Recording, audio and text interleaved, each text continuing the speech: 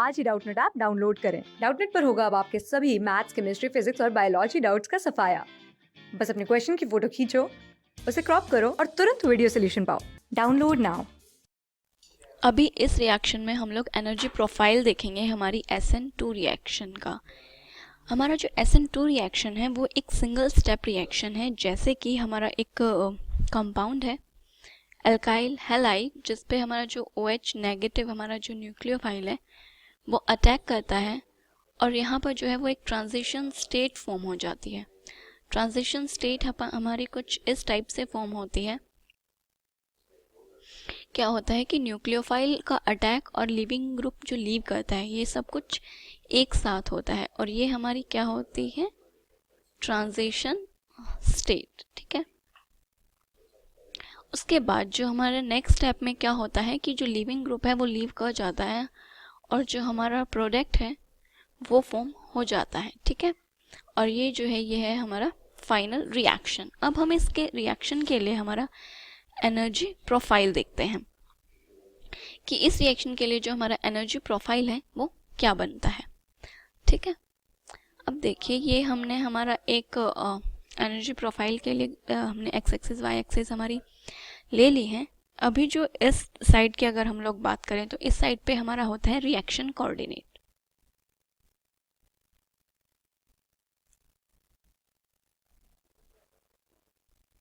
ये होता है हमारा रिएक्शन कोऑर्डिनेट और इस तरफ जो होती है वो होती है एनर्जी। इस डायरेक्शन में क्या हो रही है, आपकी एनर्जी जो है वो इंक्रीज हो रही है। ठीक है, अभी जो है हम इस रिएक्शन का वो एनर्जी प्रोफाइल बनाते हैं जो कि कुछ इस टाइप का प्रोफाइल डायग्राम आप लोगों का बनता है। सॉरी, प्रोफाइल डायग्राम बहुत अच्छा नहीं बन पाया है। देखिए ये हमारा जो है वो एनर्जी प्रोफाइल डायग्राम होता है।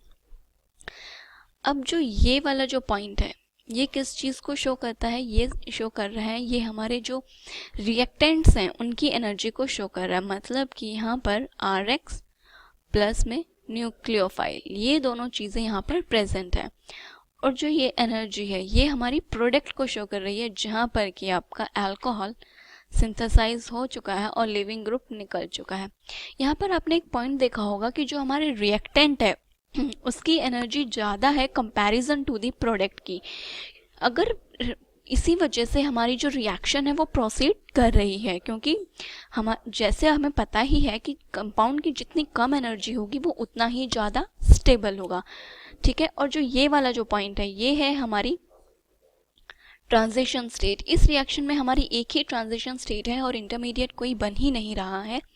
तो यहाँ पे जो ट्रांजिशन स्टेट है वो है हमारी ये वाली, ये हमारे ट्रांजिशन स्टेट है। सो ये हमारी इस SN2 रिएक्शन का एनर्जी प्रोफाइल है। ठीक है, हम देखते हैं कि जो हमारी SN2 रिएक्शन है उसका रेट, मतलब कि ये कि हमारी जो रिएक्शन है वो कब ज़्यादा रिएक्टिव होगी, किन मॉलिक्यूल्स के साथ ये ज़्यादा रिएक्टिव होगी। तो हम इसके रिएक्टिविटी की बात करेंगे अभी हम लोग। ठीक है, देखिए अब तक जो हमारी SN1 रिएक्शन थी, SN1 रिएक्शन जो है वो उसका इंटरमीडिएट क्या होता है, कार्बोकैटायन उसका इंटरमीडिएट होता है। तो कार्बोकैटायन रिएक्शन उसी हिसाब से जाएगी जब कार्बोकैटायन की स्टेबिलिटी के बेसिस पे।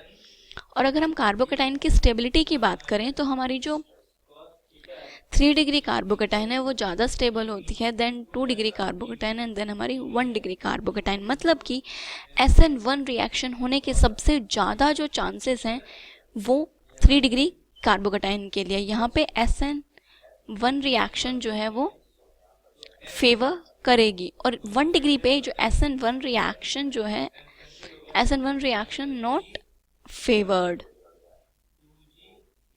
यहाँ पे फेवर नहीं करेगी। ठीक है, अब हम देखते हैं कि जो हमारा SN2 की रिएक्शन की बात करें, जहाँ पर कि हमारा कार्बोकैटायन जैसा कोई इंटरमीडिएट भी नहीं बन रहा है, वहाँ पे हमारा रिएक्शन किस बेसिस पे जाता है।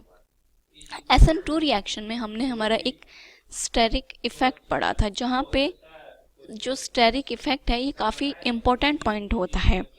स्टेरिक इफेक्ट पे क्या होता है कि जो हमारी न्यूक्लियोफाइल है उसको बैक साइड से अटैक करना होता है। न्यूक्लियोफाइल कैसे अटैक करता है? बैक साइड से। और अगर कंपाउंड पे बैक साइड पे बहुत ज़्यादा स्टेरिक हिंड्रेंस है तो न्यूक्लियोफाइल अटैक ही नहीं कर पाएगा। जैसे कि हम लोग जो हमारा नियोपेंटाइल हैलाइड है, अगर हम उसकी बात करें, मतलब कि जैसे कि आपका ये कार्बन है, इसके हर तरफ से मिथाइल ग्रुप अटैच्ड है। यहाँ पर भी मिथाइल ग्रुप है, यहाँ पर भी मिथाइल ग्रुप है, ठीक है। ये हमारा एक एग्जांपल है और यहाँ पे आपका हैलाइड प्रेजेंट है, ठीक है।